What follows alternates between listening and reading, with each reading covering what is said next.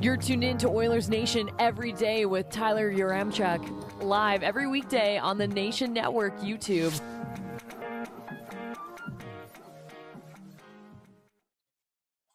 Eric Comrie is sleeping good for two reasons. First off, he shut down his hometown team in his first game back in his hometown. And two, how could you not sleep good knowing you're the heir to the brick mattress fortune? That was not a lot of fun last night, but let's dig into it. Let's get to the lead.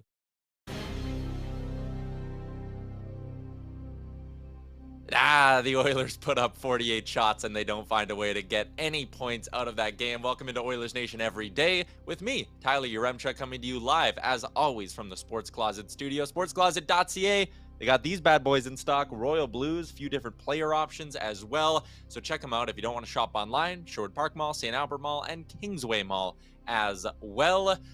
Two trends will never die for the Edmonton Oilers. They start slow, and backup goalies just always seem to shut them down. This has been happening as long as I've been following the team. You look at the starting goalies on dailyfaceoff.com any given night, and you go, who's that guy? Or you go, oh, that guy's junk, or that guy's played like 4 NHL games. And they're pretty much guaranteed to come in and only give up like 1 goal on 45 shots or some nonsense like that. And that is kind of exactly what happened last night, as NHL journeyman Eric Comrie stopped 46 of 48 shots in a winning effort for the Buffalo Sabres. I want to hear your thoughts. We are live on Twitter, Facebook, and YouTube, and I got the YouTube chat up. I want to hear what you're saying about last night's loss, because honestly, it was two things. It was a frustrating one, but it was not one that causes me to panic at all. I'm not sitting there looking at how the Oilers played last night, throwing my arms up and going, oh, this team's broken. I see Spiced Oil fall for Bedard, 15-year dynasty incoming. You know, maybe the Oilers should just go 1-81 this season and see if they can land another top pick. I'm kidding, obviously, but last night, like, I didn't even think their start was that bad. I thought for the most, yes, they gave up the first goal, and like that's annoying that they keep wanting to give up the first goal. But in the first period, the Oilers outshot the Sabres 15-7. Natural Stat Trick had the high danger Corsi events at 11-1. The Sabres had 1 high danger shot attempt in that entire period, and they scored on it. The Oilers peppered Eric Comrie early, couldn't solve them. They missed on a couple of grade A chances, with Yamamoto getting that rush at the end. It was just a lot of moments where the Oilers didn't finish great chances.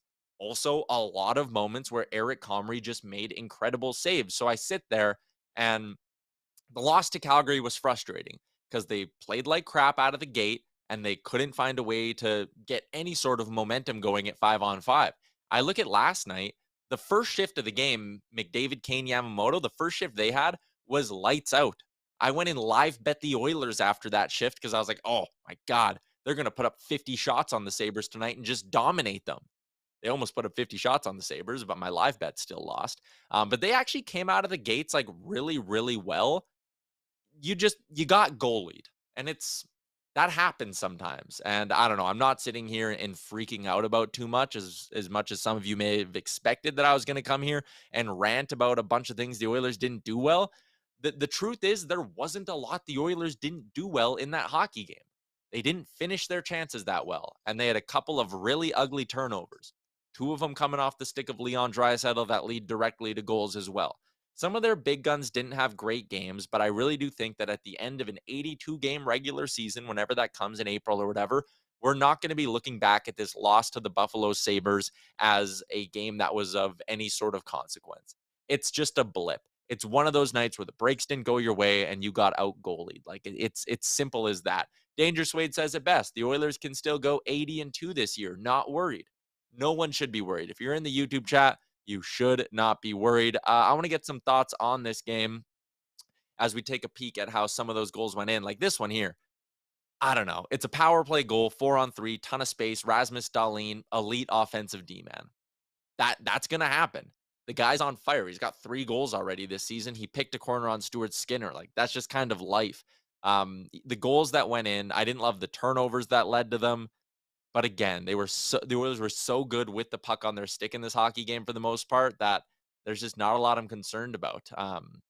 This is one of them that came off the stick of Draisaitl, and then again, right there, you see the stick lift. I thought he could have bared down a little bit better on Tage Thompson there, but Tage Thompson's a top line center in this league. Guy scored 30 plus goals last season. Things like that are going to happen. Draisaitl misses a check after a turnover, not a great shift, but again, I don't think this is a moment where you're sitting there going, "Oh, Leon Draisaitl's bad defensively or whatever, cost them the game." He didn't. That there, a pass Draisaitl probably wants back, but he had an open guy, just kind of missed him with the puck, put it in his skates. Yamamoto couldn't grab it cleanly. Back the other way they go. JJ Peterka having a good season. One of those young Sabres forwards we talked about yesterday. So those 3 goals, like, they're frustrating, sure, but nothing that really raised too much of a red flag. I want to get Liam's take on this because he is waiting patiently. Liam, you watched the game last night. You watched the Oilers lose last night. Are you agreeing with me on everything I kind of said in the first 5 minutes of the show here? Or are you more concerned about the state of this team? I don't think I'm like overly concerned. I think frustration is the biggest thing. Like they're shooting themselves in the foot with things like the turnovers or just allowing bad goals. And one thing that was frustrating to see last night, it felt like a lack of chemistry in a way. Like a lot of the times the players seemed unprepared for passes. Like we saw it towards the end of the game, McDavid went on those 3 little rushes around the zone and throws pucks right in front of the net and no one's prepared to get it. Like this team should know Yeah. where they need to be in situations, and they've played together for a while now, and this is an experienced team that has aspirations to go and win the Stanley Cup. And I know it's only 3 games into the season, but you kind of want to get those bad habits out of the way sooner rather than later. And 48 shots, you should be able to score more than 2 on the Buffalo Sabres. To be honest, like it's just, I think they just got to be better at bearing down. Just like Jesse Puljujarvi had that really good chance too, where it looked like he tried to place it into the net, then try and like put a little bit of Mhm. power behind it and get it past Comrie. And it's just about kind of just playing a little harder, I think, is a better way to put it around the net and getting goals. Like you saw the Nugent Hopkins one, like everyone's crashing the net and then puck comes loose and you get it. Like that's kind of what they need to do, is just be aggressive in when they actually want to put the puck in the net. And I think that's something we're going to need to see here in the next couple of games against 3 difficult teams, to be honest. I thought this Nuge goal, that was a sneaky good play by Connor McDavid, even by Nuge. Like sometimes players just get the mentality that like, okay, there's a swarm in front of the net. We know the puck's loose. Whistle's not going, crash and bang, just keep throwing everything on net. But I love the way Nuge just kind of floats back to a soft area there. And then for McDavid to not just grab it and be like, okay, how can I flip this in, to kind of take that 0.1 of a second to go, okay, where can I go with this? Bang, quick pass to Nuge back of the net. Great goal. Nugent Hopkins had 7 shots on goal last night. Um, there were still, though, like that play was solid. There were some bad decisions in that game. Evan Bouchard had a look. It was in the third period. Mm-hmm. It might have been the second period. I don't quite Second remember. But he period. walked into the offensive zone and had all the time in the world to pick a corner. And he is in the slot. Like he is right in between the dots. And he tried to like seam a pass to Zach Hyman, I think it was, who was waiting in the circle. And it's like, okay, you're right down Main Street. Just rip the pill, man. Evan Bouchard's got a great shot. We've seen him score a ton of goals from that spot over the last year. Just shoot the damn thing. And then again, I thought there was a moment later in the game where maybe Bouchard was rattled that he missed or looked off such a good opportunity in the slot where he had a guy wide open for that one-timer pass and he doesn't take it. He shoots it. So it's just one of those nights for the Oilers where I think you're right. Like nothing seemed to be clicking. McDavid does 2 laps around the offensive zone, has no one to pass to, finally puts it to the front of the net, and like no one's there. No one's ready to receive Mm-hmm. that pass. So they just weren't all on the same page. And again, it's not one of those games where I'm like throwing the red flag up, being like, oh, this team's in so much trouble. Like, what's going to happen? Are they going to miss the playoffs? They're 3 points back of the Kraken or whatever. But it's just a game that didn't go their way. And Eric Comrie played really, really well. One more thing, Liam, and it was a big topic of discussion. John asks us in the chat, what are your thoughts on players coming in to fight after that big hit on Dylan Holloway? Holloway, Oilers rookie, got absolutely blown up by Ilya Lyubushkin, picked up a pass kind of in his feet, tried to just, I don't know, maybe he should have just chipped it up, but he had his head going the wrong way. Lyubushkin caught him in the trolley tracks, and you see Warren Fogle, who's the one who delivered the suicide pass to Dylan Holloway, jumps into his defense. I didn't have a problem with that. Sometimes it's annoying when there's clean hits and all of a sudden everyone's dropping their mitts, and, you know, feels like sometimes there's not even a chance for guys to lay good body checks because they always have to fight right after. But that's a rookie forward. Fogle probably felt like a little guilty in the situation, being like, ooh, probably could have put that in a better spot. That wasn't one of those ones where I'm like, oh, why are people jumping in to fight the guy? Like, when your young rookie forward gets blown up, you need to come to his defense a little bit. Yeah, I think what you just said, where Fogle probably felt pretty bad about what he had just Yeah. done to his teammate. I think that's rule number one for Fogle going into that, is a bit of redemption for himself. But I don't think you can have a problem with it. And when you see in that in full speed, right, you're playing and you just see him get absolutely blown up. Like you kind of gotta go in there and fight, or try to fight at least. But yeah, I don't really have a problem with it. I think it is one of those hits where, yeah, you probably want to step up for your teammate. And you know what? If you look at the score there too, Oilers were down 2-1 early in the period, just allowed a goal. What was it, 45 seconds in? It's maybe a bit of momentum. You know I was at the game and a lot of people kind of got up for that, 5 seconds of one guy dropping a glove. So, you know what, maybe it sways the crowd a little bit back in your favor. And yeah, just situationally, I think it was a good time for Fogle to step up for Holloway. Yeah, that's fair. Just quickly before we get to Frank Seravalli, a couple of your takes in the chat. Cassian for Hart says, just worried about Holloway. I think I saw a tweet after the game that it was like bloody nose. I think Stauffer said he was kind of laughing after in the room, or smiling in the room. So it sounds like Dylan Holloway is going to be okay. At least that's what the rumblings were on Twitter. The Canadad said, I didn't see a ton, but Pool Party looked like he had some good shifts. I'd agree with that. I thought Puljujarvi had a couple of really nice moments in the offensive zone. He made one play in the first period in the D zone that really stood out to me, where he broke up a chance along the half wall, used his body. I talked on yesterday's show, said Fogle, McLeod, some of those guys in the bottom six, wanted to see them use their size a little bit more. I thought McLeod actually did a good job finishing a few checks. Fogle was a little physical as well. So again, like that was a positive that I pulled from last night. And I know Darnell Nurse after the game said no moral victories at any point for this team. And I agree with that. It's great they have that mindset. I'm sure after a game where you put up 48 shots and only score once, you're really, really frustrated. But again, that's one of those nights where I think you can pull some positives for how the Oilers played, even if the result maybe wasn't the most positive outcome for you. The crappy part for the Oilers, and actually we'll pull this up before we get to Frank Seravalli as well. Like, not only were they putting up shots on goal, but the heat map from Natural Stat Trick, this is at all strengths, by the way, like the Oilers shots were coming from pretty dangerous areas. Like, you got the spots at the top of the zone where your D-men are usually one-timing the puck or throwing pucks on net, and then just a whole bunch of red around the crease. Like, it's not like they were just throwing pucks on net from the corner or the bottom of the circle or whatever. Like, they were getting legitimately good looks in the slot. Things didn't go their way, so we kind of turned the page on it. Game against the Hurricanes tomorrow. The crappy part for the Oilers is the schedule gets tougher for them on the rest of this homestand, so that kind of sucks in terms of racking up as many points as you can while the schedule's in your favor and you're on home ice. But again, this team's good enough where if they play well, they can beat the Hurricanes. If they play well, they can beat the Blues. They can beat the Penguins. Like, they're that good. They have that good of a roster. So I'm not really worried about it. Let's get another thought on this game, and also get to some news from around the NHL. It's time for the Wednesday Hot Stove with Frank Seravalli.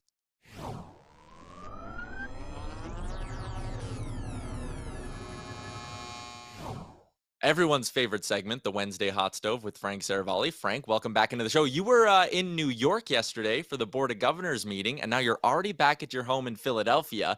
But Philly's kind of a central hub. Did you know 60% of the U.S. population lives within a 2-hour flight of Philadelphia? I did know that. It's not that hard to put that together when you consider some of the major metropolitan areas around here. An hour and a half in the car, 2 hours from Washington, D.C. I made it home in an hour and 15 minutes last night from New York in the car. So it was pretty awesome. It's a pretty awesome place to live. I'm biased. Yeah, I'm not very good with geography, so I didn't know that. You were in New York. Did you eat dinner in New York? Did you have anything fancy while you were out there? I did nothing fancy. Got a steak. Went to dinner with Pierre LeBrun after the meetings wrapped, and just a nice glass of wine, and listened to the Phillies game on the way home in the car. Hey, and your Phils are up 1-0 in the NLCS. The Oilers fans, I should say, for dinner last night had a big bowl of lose to the Sabres. Is it still way too early to be concerned about this Oilers team? Yeah, I think so. I think you'd be concerned if they're not getting shots, not getting to the high danger areas as you just showed in your heat map. And look, this offense is too talented to go quiet for too long. And I thought the thought process from Jay Woodcroft after the game about trying to eliminate some of the mistakes that this team has had defensively that, you know, have cost them to this point, that should be the focal point, because you know that those other things like the scoring are going to turn around at some point. I just wonder, and you mentioned the idea of the bottom six using their size a little bit more. Like, what's the thought process behind Niemelainen only playing 6 or 7 minutes in the game? And I understand the way that they use their lineup with 11 and 7, but for me, like, you got to find out about this guy. This is a guy that you should be giving minutes to, and I know that. Just speaking, to people in and around the Oilers organization, they're expecting big things from Niemelainen this season. I don't know that his deployment last night makes a lot of sense. Yeah, I actually agree with you. Like, he played 5:22 at 5-on-5 yesterday. Ryan Murray played 10:45 at even or at 5-on-5. I don't see a reason to play Niemelainen half as much as you're playing with Murray. Like, you know what Ryan Murray is. You know there's not tremendous upside there with Niemelainen, or even if it was Broberg as the 7th D. Like, find out what you have in these guys. Because Frank, if Niemelainen isn't an everyday NHLer, or at least shows that he isn't quite ready for that, you need to be active on the trade market, because that's the big deficiency of this in this lineup is the left side of the blue line. Couldn't agree more. And also, not only do you know what Ryan Murray is, you also know that he's injured all the time. So it feels like only a matter of time before that would happen. Like, I consider Ryan Murray not all that different than Matt Murray in terms of the injury front. And he can't defend. I think that's the big thing, is you need better defenders for this team. And if you've got a left shot guy who you think can make the jump, October against the Sabres is exactly the moment that you should be using Niemelainen in the lineup. And so for me, I thought that was a really curious, like, I was going into last night's game for the Oilers most excited and most interested to see what happened with Niemelainen. And I go like, well, why? And I actually thought he did pretty well in his 5 minutes as well. Like, he didn't lay his vintage Niemelainen big hit off the rush or anything like that, like we've seen in his first handful of NHL games. But I actually thought he made a couple of nice plays with the puck, jumped up in a couple of rushes. Like, he made the most of his 5 minutes. So I'll be interested to see if he maybe gets a bit of an uptick against Carolina tomorrow. Too early for Oilers fans to be concerned, but I don't think it's too early for fans of the Vancouver Canucks to be concerned. That seat's got to be getting real hot for Bruce Boudreau, hey? I mean, I think the heat was on heading into the season, not Yeah. necessarily on the seat in general, but for this team to be in the playoff chase all season long. And you look at the spectacular fashion in which this has unfolded through the first 4 games. They were already the first NHL team in history to open their season with 3 consecutive games blowing a multi-goal lead. Now it's 4 after you add it in. And is 1 point enough to put everything at bay and turn the temperature down? I don't think so, given the way that it played out yet again. And I think, look, are the Vancouver Canucks heading into this spiral thinking, we'd love to make a coaching change, this is our opportunity to do it? I don't think so. In a perfect world, they're saying we'd want Bruce Boudreau to continue on with the same run that he had last year in a 56-game sample size for the Canucks, and for this team to get back to that level. That hasn't happened to this point. We talked previously how I thought their camp was a little bit disappointing and listless in some ways. Their best players need to be their best players. And now you're hearing all the other things come out from Vancouver about, friction in the locker room and all these different facets of this team's slow start. And it feels like someone is pulling at a thread a little bit, and it's beginning to unravel. So will they make a coaching change 4 games in? I don't think so. But I'm also really confident in saying that whether it's a trade, whether it's a coaching change, whatever it may be, the Vancouver Canucks cannot possibly afford to go down the path where they sink their season as the calendar turns to November. They can't do it. They know they can't. And at some point, something will have to change. But I'd imagine there's at least a little bit more leash in the short term. Like we mentioned off the top, you're out at the Board of Governors meeting in New York, and the big thing that came out of that is the rumblings of the news that the salary cap could actually be going up by $4 to $4.5 million next season. This is kind of out of left field a little bit. What is leading to this? Take us through what's going on here with the cap. Yeah, so basically the league is expecting Tyler or projecting really healthy revenues this season to the point where they may be able to retire the debt that's due from players to owners as part of the pandemic. And so, when you look at this, it's a surprise in that initially they were projecting that this $1.1 billion debt would be paid off after the 2024-25 season. So it went from 2025. Now, at the beginning of at some point in the summer, they were saying, okay, we could maybe pay this off in 2024. Now they're saying, well, hold on a second. There's a chance that this could be paid off in its entirety this season, which would allow the cap to go up next summer by $4 to $4.5 million, according to Commissioner Gary Bettman on Tuesday at those Board of Governors meetings. And we were like, hold on a second. That's like really fast, really early. And music to the ears of a team like the Oilers, because they'd love to continue to surround while they've got Connor McDavid and Leon Draisaitl on what appears to be bargain contracts with as much support as possible. And if you were to able to inject another $4 to $4.5 million, you're talking about maybe another $4 to $4.5 million defenseman, or if you're able to move another contract, a $7 million defenseman, who knows what you'd be able to concoct and conjure up for the Oilers next offseason if that's what things were to look like. And so maybe even changes the scope of how you approach this deadline if you acquire a player with term. So this is significant news. I don't know that teams can bank on it yet because it's still just a projection. And the tough part, Tyler, with the projection is if the debt is not paid in full, it needs to be paid 100% off. If it's not, then the cap's only going up $1 million next year. So it would go from 82.5 to 83.5. And they're like, oh, hold on a second. That's not really any help at all. So you can't necessarily go out and make moves, but it's certainly good news to this point.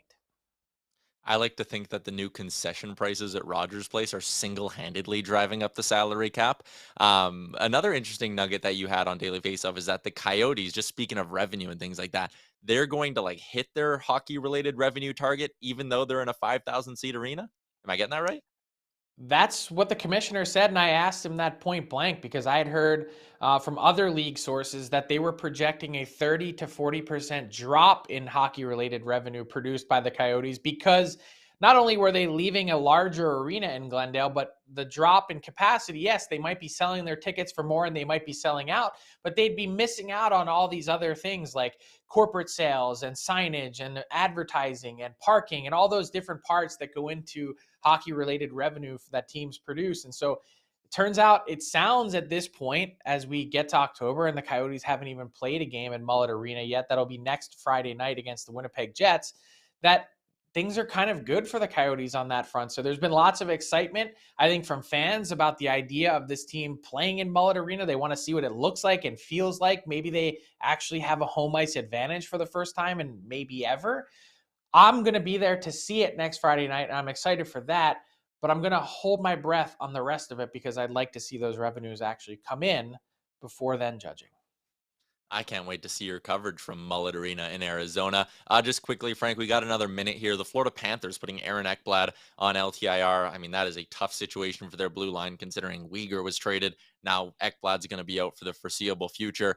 They don't have any first-round picks for the next 3 seasons. That could make things complicated from a trade perspective. Do you see them as a team that could go out and try to find a replacement for Ekblad in the short term on the trade market, or are they just going to have to roll with what they got? For the most part, they're going to have to roll with what they have because since he's not expected to be out super long term, like it's obviously more than a month at this point with the LTIR designation, the report that was out there is that this is a grade 2 groin strain for Ekblad, that they have to account for him then coming off LTIR, and they're going to need to be able to afford him. So it's not like they have that space that's sitting there at the moment. They say, hey, we can go shopping to get a replacement for Aaron Ekblad. That's not the case. Certainly not expected to miss the season. And so a really tough spot for the Panthers to be in. And you mentioned those first round picks. Wanted to point something out. I did get clarification and confirmation today on this. The first round pick that the Panthers sent to the Montreal Canadiens for Ben Sherratt, it was top 10 protected last year in that draft, not this year. The Montreal Canadiens hold that free and clear. So if you're the Habs, maybe you're hoping that the wheels fall off here and somehow the Panthers miss the playoffs. Feels like a long shot for that to happen at this point, but certainly something to monitor as the Habs have their own pick, which could be really juicy. And then maybe the Panthers pick, if that somehow ends up in the lottery, man, that would be fascinating. Yeah, I mean, that would be pretty crazy. Whenever that happens, I always think about the Sharks Senators Erik Karlsson trade that ended up with the Sharks having that pick way down in the lottery as well. Frank, thank you very much for another edition of the Wednesday Hot Stove. People seem to be liking this name, so maybe this is the one that ends up sticking. I don't know. I kind of like slapping it around with Seravalli, but like, hey, hot stove, whatever it is, I'm here for it, and I'm here every Wednesday just after 12 p.m. Mountain Time. So looking forward to it next week. Great job on the conversion to Mountain Time as well. You know your audience. Appreciate it, Frank. Let's get to the wrap today.